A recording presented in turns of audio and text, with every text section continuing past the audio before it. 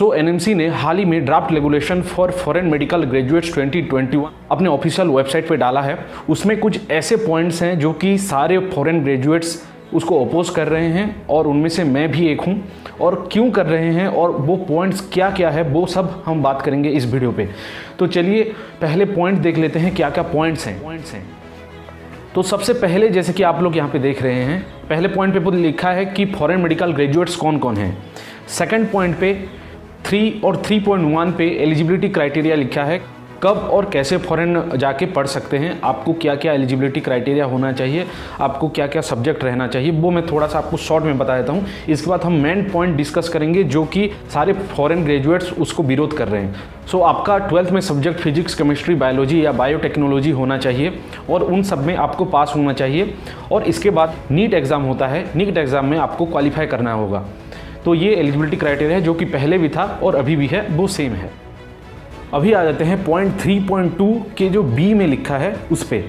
Person has undergone minimum of 4.5 years which is 54 months of theoretical and practical training for vision of primary medical qualification that is under graduate medical training MBBS after +2 educational structure with an additional 12 months of internship or clinical clerkship after qualifying in the country where the medical qualification has been awarded.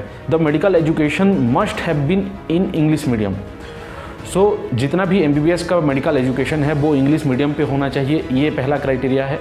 Second criteria है आप लोगों को minimum 4.5 year यानी कि 54 month का theoretical and practical knowledge होना चाहिए, practical course आपका हुआ होगा। और उसी के साथ साथ एक एडिशनल 12 मंथ का इंटर्नशिप क्लिनिकल रोटेशन होना चाहिए। क्लिनिकल रोटेशन क्या होता है, जैसे कि आपका इंडिया पे क्लिनिकल रोटेशन होता है, यानी कि हर डिपार्टमेंट पे आपको प्रैक्टिकल नॉलेज होना चाहिए। वैसे आप जहाँ पे पढ़ रहे हैं वहाँ से आपको क्लिनिकल रोटेशन आपका होना चाहिए। आप सारे डिपार्टमेंट पे आपको प्रैक्टिकल नॉलेज होना चाहिए, जो कि ज़्यादातर फॉरेन इंस्टीट्यूट पे नहीं होता ये क्लिनिकल रोटेशन। वहाँ पे सिर्फ थ्योरी आपको पढ़ाया जाता है और प्रैक्टिकल आप यहाँ पे आने के बाद एग्ज़ाम देते हैं, इसके बाद आप इंटर्नशिप करते हैं। लेकिन ये बिल अगर आता है, इम्पोज होता है, तो ये सब कुछ चेंज होने वाला है। और अभी सी पे क्या लिखा है वो देख लीजिए, कौन कौन सा जो पर्टिकुलर सब्जेक्ट है उसमें आपका प्रैक्टिकल नॉलेज होना चाहिए, प्रैक्टिकल क्लिनिकल रोटेशन होना चाहिए। तो यहाँ पे जैसे आप देख सकते हैं, community medicine, general medicine, psychiatry, paediatrics, general surgery, anaesthesia, obstructive and gynaecology, orthopaedics including PM and R, ऐसे बहुत सारे सब्जेक्ट हैं, आप यहाँ पे अपने आप से पढ़ सकते हैं। और ये जो ड्राफ्ट है वो मैं अपने टेलीग्राम चैनल पे डाल दिया हूँ। अगर आप इसको डाउनलोड करना चाहते हैं या इसको अच्छे से पढ़ना चाहते हैं तो आप मेरे टेलीग्राम चैनल पे जा सकते हैं। टेलीग्राम चैनल पे आपको सर्च करना होगा शुभम मेहर YT फैमिली, और वहाँ पे आपको ये ड्राफ्ट मिल जाएगा। यहाँ पे आपको लैब सर्विस, लैब टेक्नीशियन, ये सब का नॉलेज भी होना चाहिए, डर्माटोलॉजी, ये सब बहुत सारे सब्जेक्ट हैं। अभी आ जाते हैं जो कि कंक्लूसिव पॉइंट्स हैं, वो अभी ये लास्ट 3 पॉइंट्स पे आते हैं। सबसे पहला point, the entire under graduate medical training and internship shall be outside India in the same foreign medical institute throughout the regular course of study, and no part of medical training and internship should have been done in India or in any country other than country from where undergraduate training is obtained। यानी कि जो internship आप वहाँ से आने के बाद India पे करते थे वो अभी आपको वहाँ पे करना पड़ेगा जहाँ पे आप पढ़ रहे हैं। यानी कि मैं अभी किर्गिस्तान में पढ़ रहा हूँ तो मुझे किर्गिस्तान से ही इंटर्नशिप खत्म करना होगा, थ्योरी भी वहाँ पे खत्म करना है, इंटर्नशिप भी वहाँ पे खत्म करना है, वो भी क्लिनिकल रोटेशन का। इसके बाद आ जाते हैं ई पॉइंट पे, a person shall be eligible to be registered or license to practise in a country where the MBBS or its equivalent medical degree has been awarded by the foreign medical institution. The registration in that country should be valid for at least 10 years। चलिए ये तो मान सकते हैं। इसके बाद जो है वो सबको हिला देने वाला है। ये जो पॉइंट है वो सुन के सारे फॉरेन मेडिकल ग्रेजुएट ये ड्राफ्ट को विरोध कर रहे हैं और ये इनजस्टिस है मेरे हिसाब से भी। तो लास्ट जो पॉइंट है वो क्या है वो हम देख लेते हैं।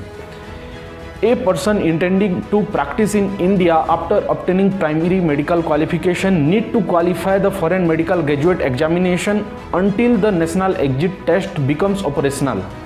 तो नेशनल एग्जिट टेस्ट ऑपरेशनल होने से पहले जो FMG एग्जाम हो रहा है वो देंगे और वो दे रहे हैं जो फॉरेन मेडिकल ग्रेजुएट हैं। लेकिन आपको नेक्स्ट आने के बाद नेक्स्ट 1 और नेक्स्ट 2 जो 2 एग्ज़ाम होता है वो पहले से बता दिया गया था, नेक्स्ट 1 और नेक्स्ट 2 एग्ज़ाम होगा। तो वो तो होगा, वो आप इंडियन ग्रेजुएट हैं तब भी देंगे और फॉरेन ग्रेजुएट हैं तब भी देंगे।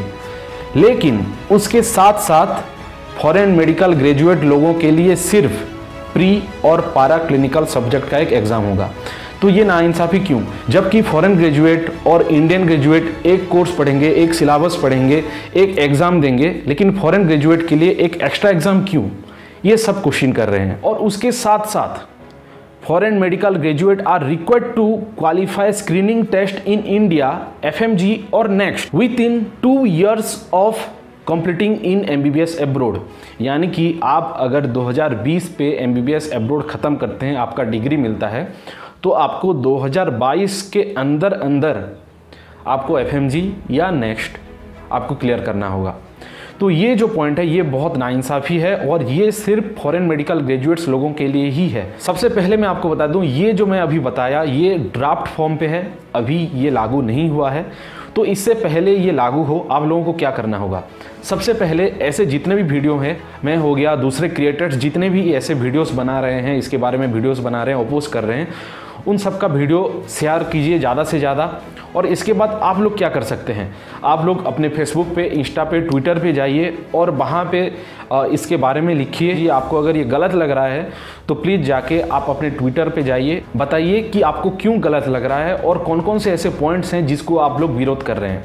जैसे कि आप लोग देख रहे हैं, मैं ट्विटर पे ऑलरेडी एक ट्वीट कर चुका हूं। और आप याद रखिए, जब भी आप ट्वीट करेंगे तो NMC को, PMO को और जितने भी इंडियन हेल्थ सेक्टर है और आप जिस कंट्री पे रह रहे हैं वहाँ के एम्बेसी को टैग करना ना भूलिए। और एक हैशटैग है जो कि अभी ट्रेंडिंग पे आने लगा है, बहुत सारे बच्चे इसके बारे में ट्वीट कर रहे हैं और ये हैशटैग यूज कर रहे हैं, अगेंस्ट NMC ड्राफ्ट 2021। आप लोग ये हैशटैग यूज कर सकते हैं। आपका एक एक कदम, आपका एक एक ट्वीट काउंट होगा और ये बड़ा चेंज ला सकता है।